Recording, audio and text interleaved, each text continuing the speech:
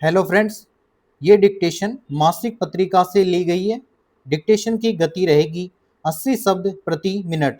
Dictation शुरू होगी 5 second बाद। पर्यावरण वह प्राकृतिक परिवेश है जिसमें हम जीते हैं, सांस लेते हैं, भोजन करते हैं और जीवन यापन करते हैं। विराम।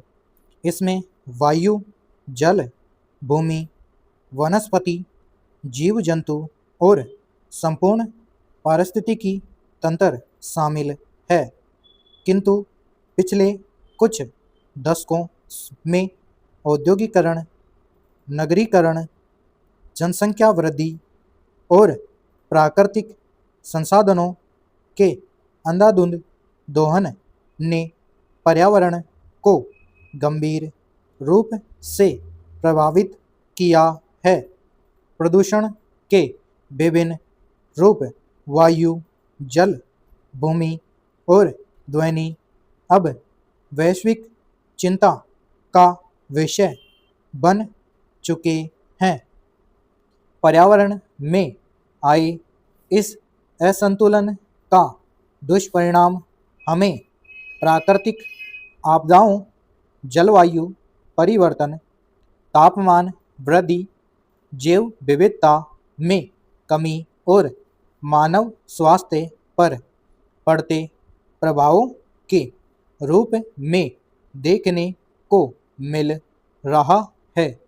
वनों की अंधाधुंध कटाई, प्लास्टिक कचरे का बढ़ता बोझ, औद्योगिक अपशिष्टों का जल स्रोतों में मिलना और शहरी क्षेत्रों में बढ़ते वाहन तथा धुआं, ये सभी समस्याएं पर्यावरण के संतुलन को बिगाड़ रही हैं।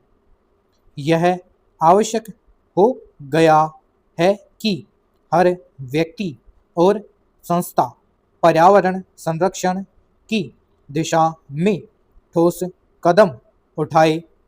पर्यावरण संरक्षण केवल सरकार की जिम्मेदारी नहीं है, बल्कि यह प्रत्येक नागरिक का नैतिक दायित्व है। समाज को यह समझना होगा कि पर्यावरण से ही जीवन संभव है और इसकी रक्षा करना हमारी प्राथमिकता होनी चाहिए। स्कूलों और कॉलेजों में विद्यार्थियों को पर्यावरण शिक्षा दी जानी चाहिए ताकि बचपन से ही उनमें प्रकृति के प्रति प्रेम और संरक्षण की भावना विकसित हो। पैरा सरकार द्वारा चलाए जा रहे अभियान जैसे स्वच्छ भारत अभियान, नमामि गंगे, वृक्षारोपण अभियान और प्लास्टिक मुक्त भारत जैसे कार्यक्रम सराहनीय प्रयास है, परंतु तब तक सफल नहीं हो सकते जब तक आम नागरिक उनकी सहभागिता को गंभीरता से न ले। एक छोटा सा कार्य जैसे अपने आसपास साफ सफाई रखना, पानी की बर्बादी रोकना, प्लास्टिक का उपयोग न करना या हर वर्ष एक वृक्ष लगाना पर्यावरण संरक्षण में बड़ा योगदान दे सकता है। बाजार में अब ऐसे उत्पाद भी आने लगे हैं जो पर्यावरण के अनुकूल होते हैं। हमें ऐसे विकल्पों को प्राथमिकता देनी चाहिए। ऊर्जा के पारंपरिक स्रोतों की बजाय सौर ऊर्जा, पवन ऊर्जा जैसे नवीनीकरणीय स्रोतों को अपनाना चाहिए।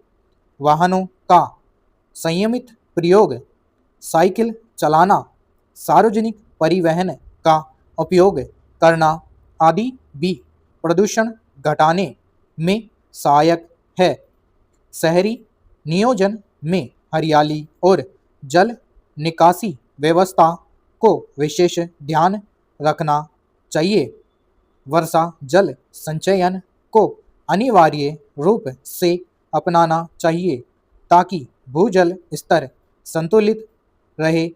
साथ ही औद्योगिक इकाइयों को भी सख्ती से नियमों का पालन करना चाहिए ताकि उनके द्वारा छोड़े जाने वाले रासायनिक अपशिष्टों से पर्यावरण को हानि न पहुँचे।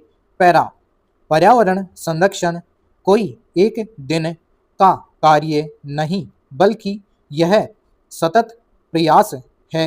इसके लिए हमें अपनी जीवन शैली में बदलाव लाना होगा और प्राकृतिक संसाधनों के प्रति संवेदनशील दृष्टिकोण अपनाना होगा। यदि आज हम नहीं चेते तो आने वाली पीढ़ियों को उसका खामियाजा भुगतना पड़ेगा।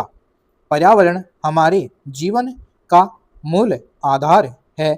इसे सुरक्षित और संतुलित बनाए रखना न केवल हमारी जिम्मेदारी है बल्कि आने वाली पीढ़ियों के लिए यह एक अमूल्य धरोहर भी है। विराम समाप्त।